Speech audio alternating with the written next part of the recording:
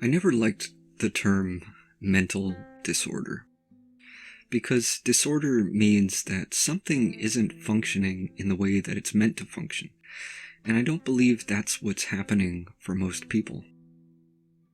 There's certainly some cases in which a person may have some legitimate damage or defect in the neurology of the brain, but for most people, mental and emotional distress is not due to a malfunction within the brain so much as a dysfunction in the society. And we can take, for example, the two most prominent emotional disturbances experienced in our modern world, which is anxiety and depression. And it's worth noting that these are rare and uncommon for people living in more traditional tribal communities, where people live much more simply and in harmony with the natural world. This is something which primarily affects those of us living in what we like to call civilized societies. And it's also worth noting that these disturbances tend to increase in response to the growing complexity of society, which brings about all kinds of complications, all kinds of stress and instability.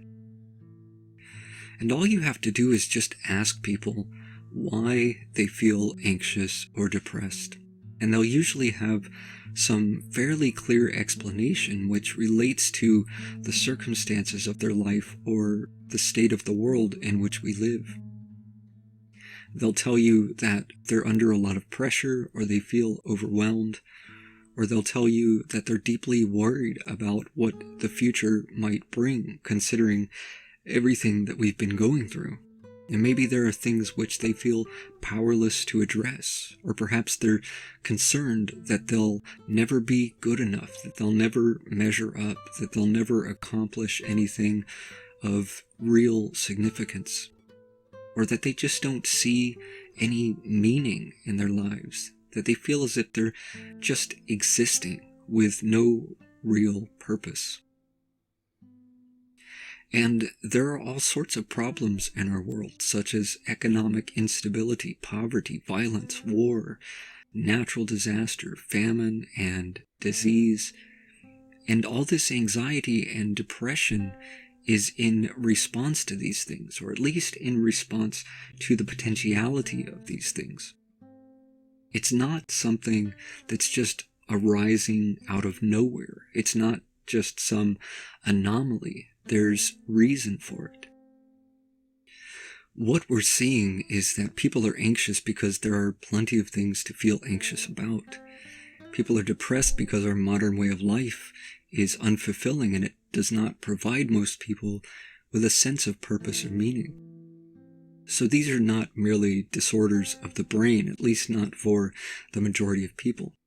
For the majority of people, this is the brain operating in just the way that it's meant to. This is the mind responding to events and circumstances occurring in the world and in our personal lives, and signaling to us that something is terribly wrong with the world. Now, there is also the role that our thinking plays in all of this. It's not merely what is happening outside, but also how we respond to it in terms of the kind of thoughts that we have in regard to what is happening outside.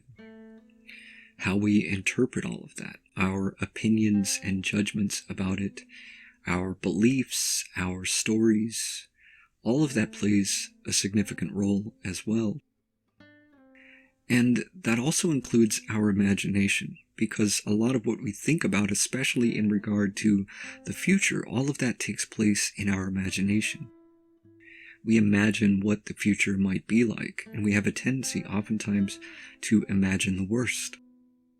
Or perhaps in some cases, we might imagine that nothing significant happens. Maybe we imagine ourselves never finding meaning or fulfillment. And our biological emotional system, which regulates our neurological chemistry, doesn't respond only to what is currently happening in our immediate environment. It also responds to what we imagine as if it is occurring in our immediate environment. So if there is any defect in the way that our emotional system operates, we could say that the problem is that it cannot distinguish between reality and imagination. But it isn't designed to do that. That sort of thing is left to the cognitive part of the brain, where we use logic and reason to think things through. But unfortunately, when the emotional part of the brain is activated, especially when the emotion is intense, such as when we're angry or afraid, it overrides the cognitive faculties, and so our ability to think clearly and rationally becomes clouded. And we can see this not only with uncomfortable emotions like fear and anger and sadness, but also when we're infatuated, or what we mistakenly refer to as falling in love.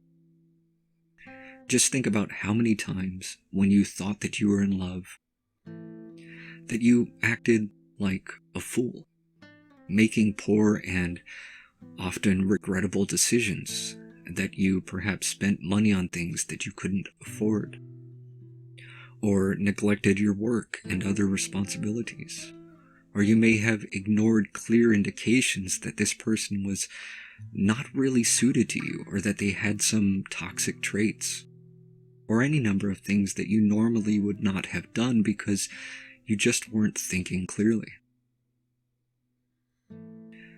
So it's useful whenever we're experiencing some intense emotion to have a way to better access our cognitive faculties. And we might do that just by taking a few deep breaths and bringing our attention to what is right in front of us. To be present here in the moment rather than caught up in our thoughts and imagination. Because how we interpret the current situation, or what we imagine in regard to the future, what we're experiencing emotionally, could be due to faulty thinking. And it's useful to take some time to question the validity of our thoughts. But I'm not going to go into all of that right now.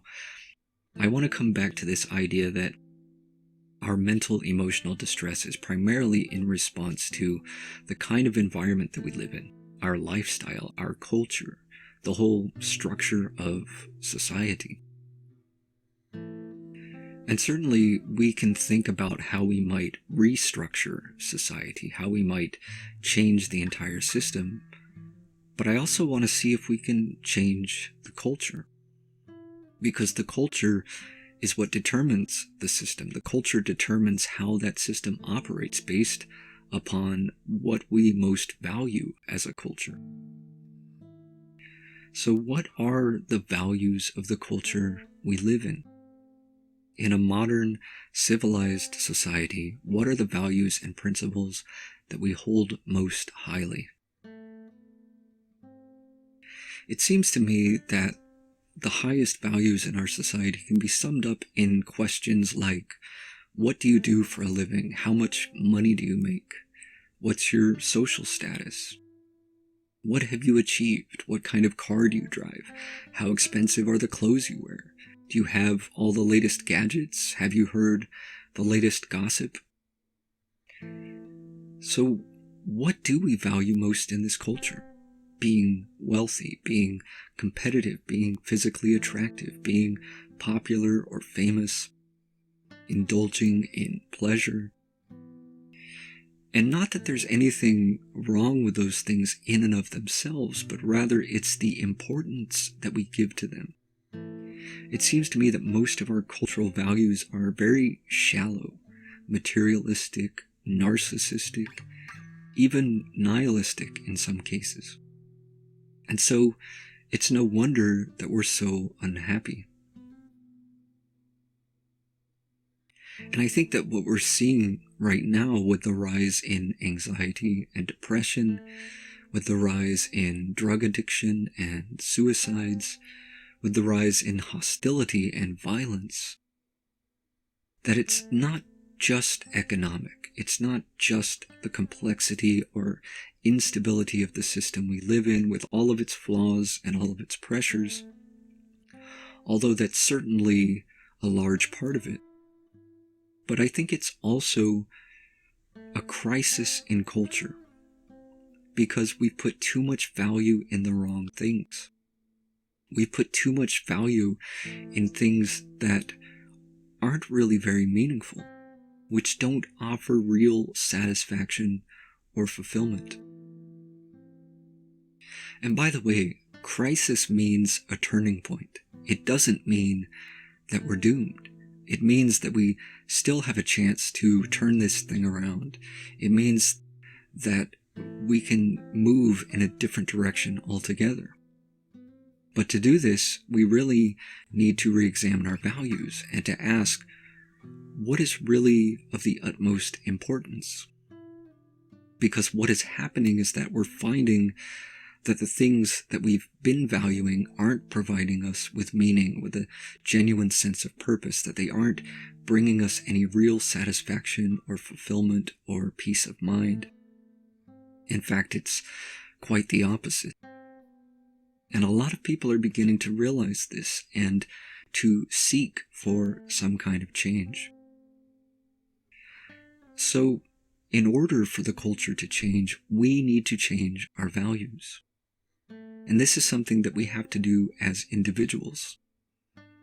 We can't wait for the culture to change. We can't wait for society to change because we are an integral part of it. And it changes when we change. So as more and more people change their values, the values of the culture will shift accordingly.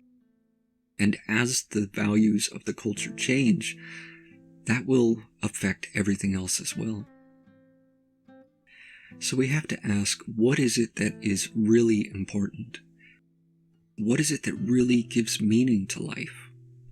Maybe it's things like community, service to others, getting back in touch with nature, getting back in touch with ourselves.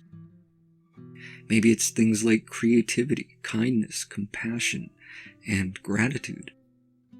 Maybe it's less to do with how much we have and more to do with how much we appreciate what we have.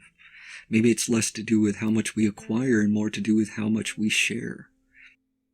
Maybe it's less to do with competition and more to do with cooperation.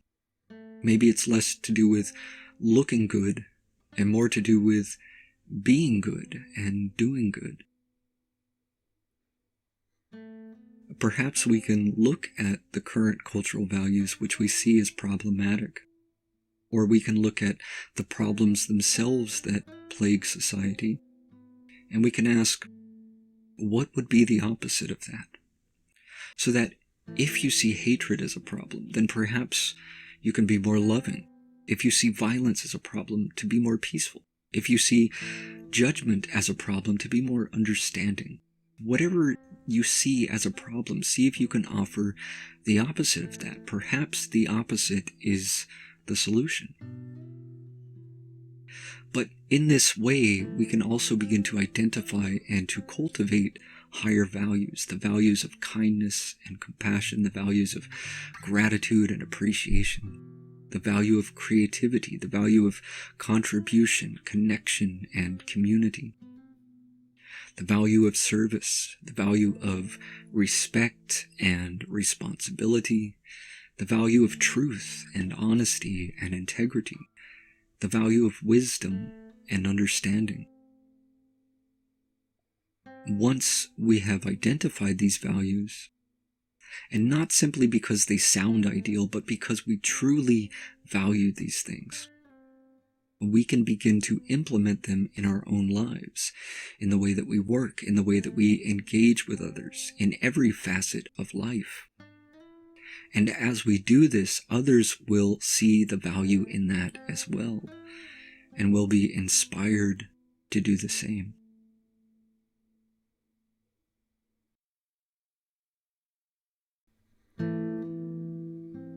If you find value in this content, be sure to like, share, and subscribe.